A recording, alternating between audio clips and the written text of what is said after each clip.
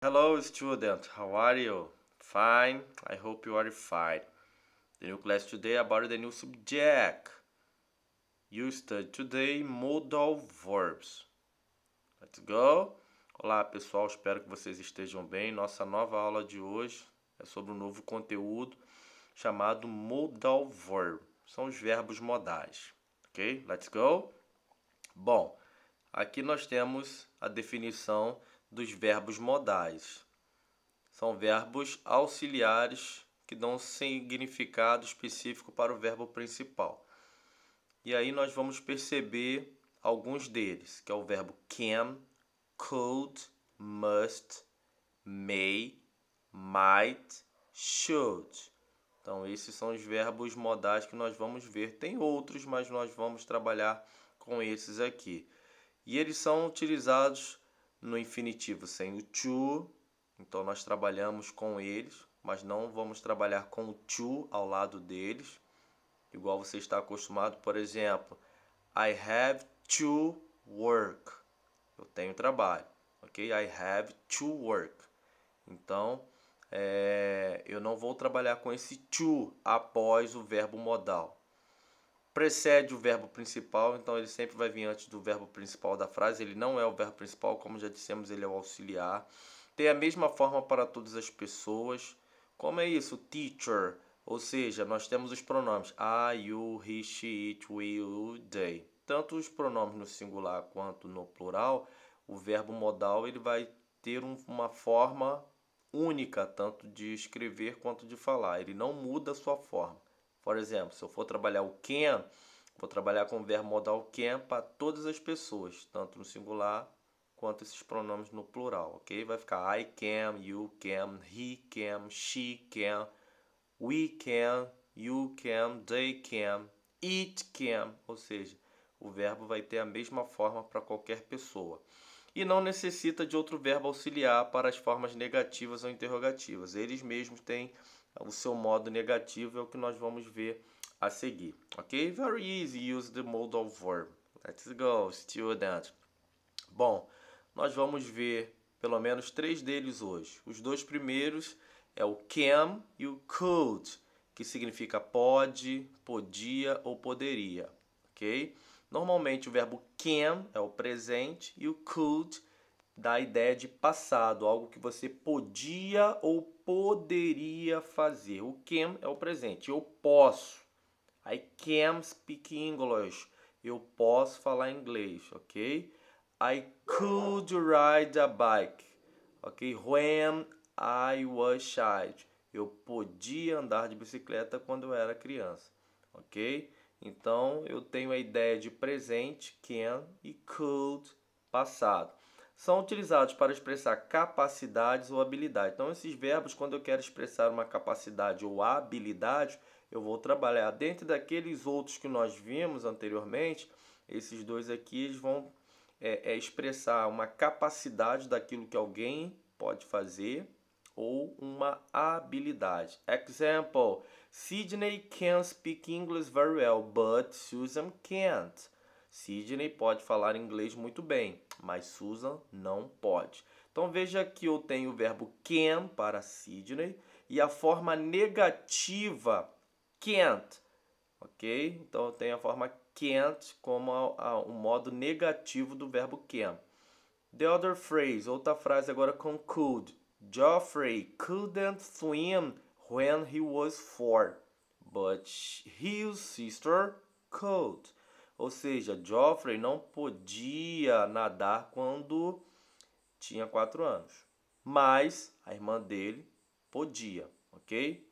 Então veja que o verbo could tem a sua forma negativa, que é o couldn't, ok? Então você tem aí as duas formas, afirmativa ou negativa. A primeira frase do Sidney dá a ideia de presente e a segunda frase de Geoffrey dá a ideia lá do passado, ok?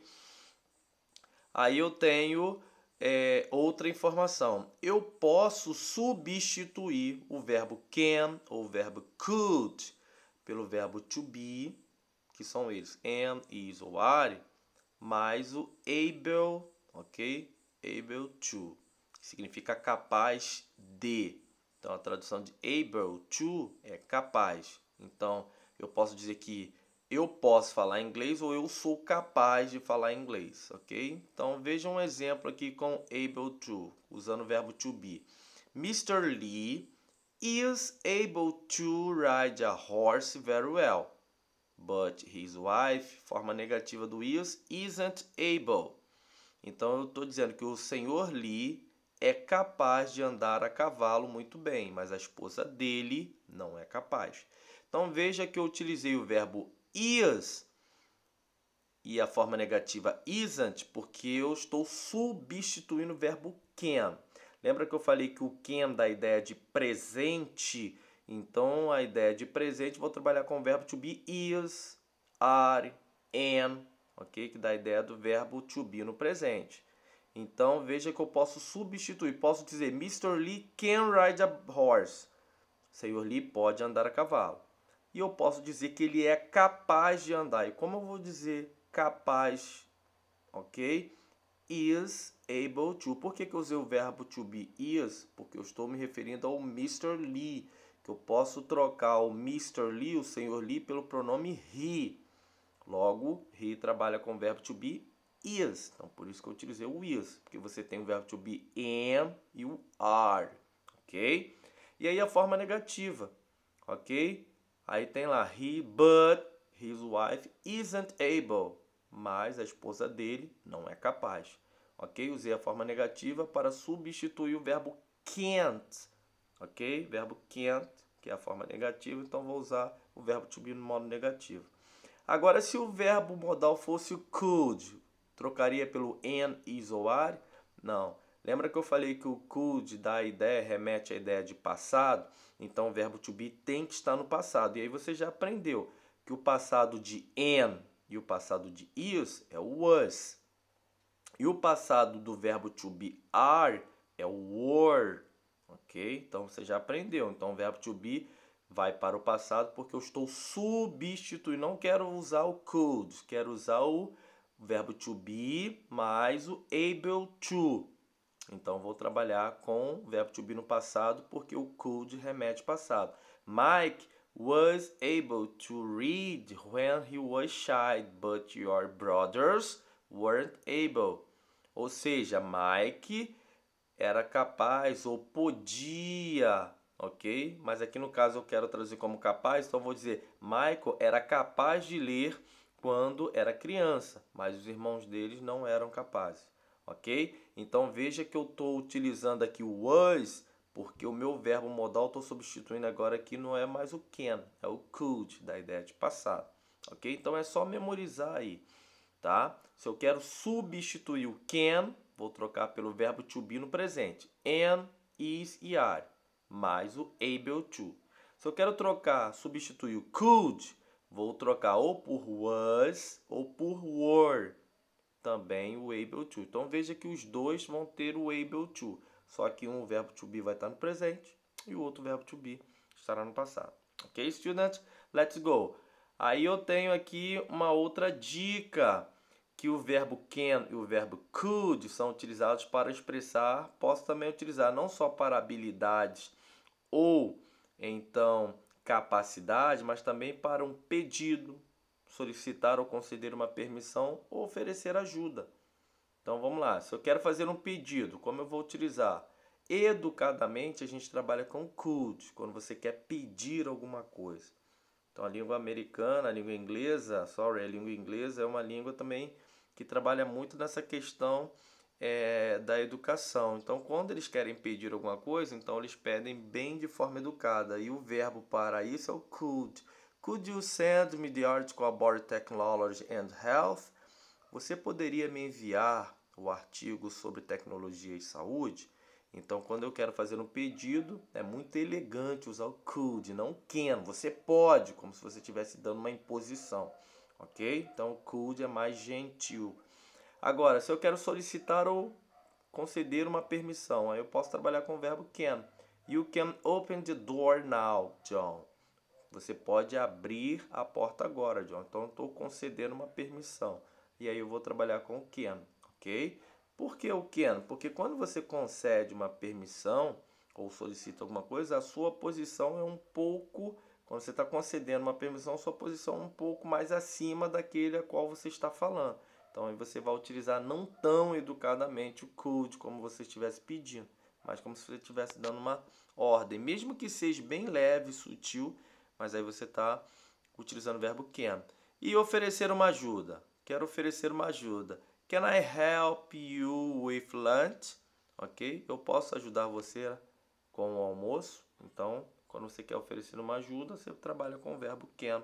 Posso trabalhar com o could? Pode, não tem nenhum problema, ok? Seria educado, uma forma educada também de oferecer, ok? Então, o verbo can e could, eles não só expressam capacidades e habilidades, mas também um pedido, solicitar ou conceder uma permissão e oferecer ajuda, ok? O outro verbo que nós vamos trabalhar é o must, ou a forma negativa must not, que significa deve, ou a forma negativa não deve. E aí esse verbo ele expressa, é utilizado para expressar obrigação, proibição, ok? Uma dedução. Então, quando eu quero dar uma ordem, obrigar ou proibir alguém, aí é o must. É um verbo mais rígido. You must arrive 30 minutes before the exam. Então veja o nosso exemplo aí, ó. You must arrive 30 minutes before the exam. Você deve chegar 30 minutos antes do exame. Então aqui, ó, é uma obrigação. Alguém está te dando uma ordem obrigatória. A segunda frase, the second phrase, the kid must not eat before lunch. Então veja que aqui é estou no modo negativo, must not. E entre parênteses posso usar o mustn't, ok? Posso falar must not ou mustn't, ok? As duas formas são corretas, você que escolhe. Então a frase vai dizer o seguinte: as crianças não devem comer antes do almoço. Então aqui, ó, quando eu uso o modo negativo, é um modo de expressar proibição, ok? Então estou proibindo. The kid must not eat before lunch.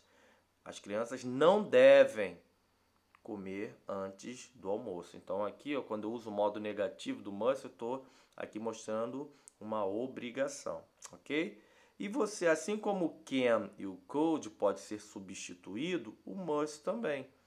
Ele pode ser substituído pelo have to ou a forma negativa, né? Don't have ou doesn't have. Quando é que eu uso doesn't? Quando eu tenho na minha frase o he, she ou it, ok? E aí eu vou utilizar he doesn't have to, ok? Quero substituir o must por um deles. Então olha o exemplo. The student must use their cell phone in class. Os alunos não devem usar os celulares deles, os telefones celulares deles em aula, ok? É uma ordem, uma obrigação. Não quero usar o mustn't, que é a forma negativa. Então, quero substituir o must. E aí, como é negativo, vou trabalhar com don't ou com doesn't. Quem é que vai determinar? O meu sujeito. Como o meu sujeito é the students, ou seja, os alunos, os estudantes, essa palavra the students posso trocar pelo pronome they. Logo, they trabalha com don't. Então vai ficar the students don't have to use their cell phone in class. Os alunos não devem ter que usar os celulares deles, ok? Em aula. Então veja que eu troquei o verbo modal must pelo don't have to, ok? Então você pode fazer essa substituição também. É só uma questão de informação, ok, students? Então o verbo modal can, could, must, eles são bem easy de trabalhar. Vamos ver isso então nos nossos exercises about the modal verb. Number 1. Relate column according to the modal verb must. Então, todas as frases aí vamos trabalhar com must. E aí você vai ter que relacionar. Então, você vai ter que conhecer aí o significado da primeira coluna, que é a letra A, B, C, D, E, para ver com qual eles vão se relacionar. Então, tem lógica. Vai repetir? Não. Ok? Don't repeat the phrase. Então, não vai repetir. Cada alternativa, cada letra aí tem uma dessas frases abaixo aí certinhas, ok? Então você vai precisar conhecer um pouquinho da tradução de cada uma dessas frases para que você possa também estar explorando aí as consequências aí, ok? Então é ação e consequência. Então você vai identificar aí para ver qual dessas frases aí vão se relacionar, ok? Deixar a tradução para vocês. Bom, number 2, activity 2, embora tá o one aqui, mas é activity 2. He writes the following sentence, substitute the modal verb underline. Então aqui, ó, nós vamos fazer aquela substituição, lembra? Quando é o verbo can, eu substituo pelo verbo to be no presente, am, is ou are, mais aquele termo able to. Se for could, eu vou substituir pelo was ou were, mais o able to. E se for must, aí eu posso utilizar o have to, ou então, ó, se for negativo, don't have to. Ok? Então é só observar aí. Reescreva as sentenças seguintes, ó, substituindo os verbos modais sublinhados, underlined, sublinhados. Então aqui eu tenho um example de yellow, ok? Temos um exemplo aqui na cor amarelo. Frank, veja que o verbo modal could está sublinhado. Então você já sabe, could ou vou trocar pelo was ou pelo were able. Como eu vou saber? Verbo am e o verbo is, o passado dele é was. Verbo to be, are, o passado dele é were. Então eu tenho Frank could paint very well when he was 2 years old. Frank podia pintar muito bem quando ele tinha 2 anos de idade. Então vou substituir o could por quem? Was, porque é Frank. Frank eu posso trocar pelo pronome he. He trabalha com is, passado de is, was, mais o able to. Frank was able to paint when he was 2 years ago. Sorry, years old. Então, ó, veja que o sentido continua o mesmo. Ó. Ele era capaz de pintar quando ele tinha 2 anos de idade. As duas frases, então, me diz que ele era capaz, que ele podia pintar quando ele tinha 2 anos de idade, ok? Então, vamos lá. Letra A. Veja o verbo que está sublinhado. You can climb high mountain. Verbo can. Letra B. Student must attend a 4-year program to get a degree. Ok? Verbo must. Letra C. I could speak to language fluently when I finished high school. Letra C. Your cousin can't arrive at the party early if she doesn't want to. Letra E. My grandfather mustn't smoke more because he is very sick. Letra F. Patrick couldn't play basketball when he was shy. Então veja que os verbos já estão sublinhados. É só você olhar lá a regrinha para ver qual deles você vai substituir, ok? Number 3, very easy. Você vai completar com and or but. Aqui nós temos duas conjunções. And significa e but mais, ok? Não é mais, não, é mais, ok? É aquela conjunção que dá a ideia contrária, ok? Conjunção adversativa, tá? Aquela que dá a ideia contrária. Ele é alto, porém chato, ok? Então, ó, ele é uma coisa, mas é outra, então, ok? Então, vou utilizar o mais. Um exemplo um pouco melhor. Ele tem muito dinheiro, mas é pão duro, ok? Então, ó, embora ele tenha muito dinheiro, mas ele é pão duro. Então, essa é a ideia, ok? Ideias contrárias. Então, você vai usar o and ou but. E como você vai saber disso? Percebendo a frase, se a primeira for afirmativa e a segunda for negativa, você tem ideias contrárias. Se as duas frases forem ou afirmativa, afirmativa, ou negativa, negativa, você tem ideias iguais, ok? Então, o and, ele soma as ideias e o but, ele aí subtrai as ideias. Vou te dar um exemplo, te dar uma ideia aqui. Letra aí. Dave can play basketball. Dave pode jogar basquetebol. He can't sing. Ele não pode cantar. Então, a primeira frase ele pode fazer alguma coisa. E a segunda ele não pode fazer alguma coisa. Então, veja que as minhas duas frases, uma é afirmativa, outra é negativa. Ideias contrárias. E ideias contrárias, uso but. David can play basketball, but he can't sing. David pode jogar basquete, mas ele não pode cantar, ok? Então, essa é a ideia. Você vai perceber aí as frases, ideias iguais, and, ideias contrárias, but. Very easy, students. Very, very easy. Até porque em inglês, very easy. Ok? Finish class today. See you next class.